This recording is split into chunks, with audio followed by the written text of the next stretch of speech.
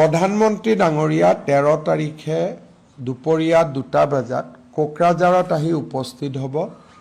BTC একৰ্ডত আমি railway Koch ৰিপেয়াৰিঙৰ যিটো ফেক্টৰীৰ কথা কৈছিলোঁ, তাত বাছবাৰীত হ'ব, তাৰ আধাৰশিলা প্ৰধানমন্ত্ৰী ডাঙৰীয়াই কৰিব।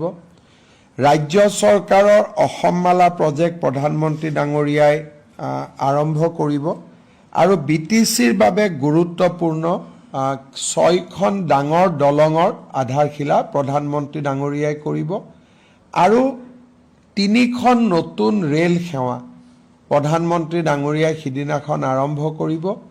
ভাৰত চৰকাৰৰ ৰেলৱে ডিপাৰ্টমেণ্টৰো কেইবাটাও প্ৰজেক্ট তেওঁ উদ্বোধন কৰিব। সন্ধিয়া তেখেত গুৱাহাটীলৈ আহিব জ্যোতি বিষ্ণু কলা আন্তৰ্জাতিক কলা মন্দিৰত। চাহ বাগিচাৰ শ্ৰমিকসকললৈ যি আমি পট্টা দিয়াৰ কাৰ্যসূচী হাতত লৈছিলোঁ, তাৰ প্ৰথমখন পট্টা প্ৰধানমন্ত্ৰী ডাঙৰীয়াৰ হাতেৰে কৰকমলেৰে অৰ্পণ কৰা হ'ব।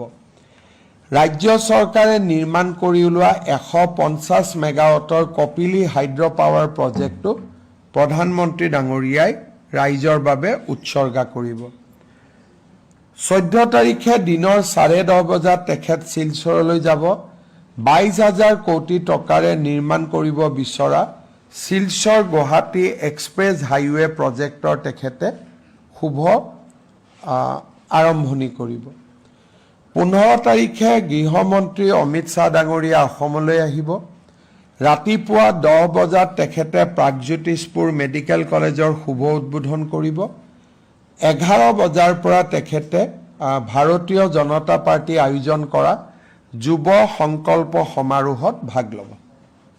এইখিনি গৃহমন্ত্ৰী ডাঙৰীয়া আৰু প্ৰধানমন্ত্ৰী ডাঙৰীয়াৰ অসম ভ্ৰমণৰ কাৰ্যসূচী।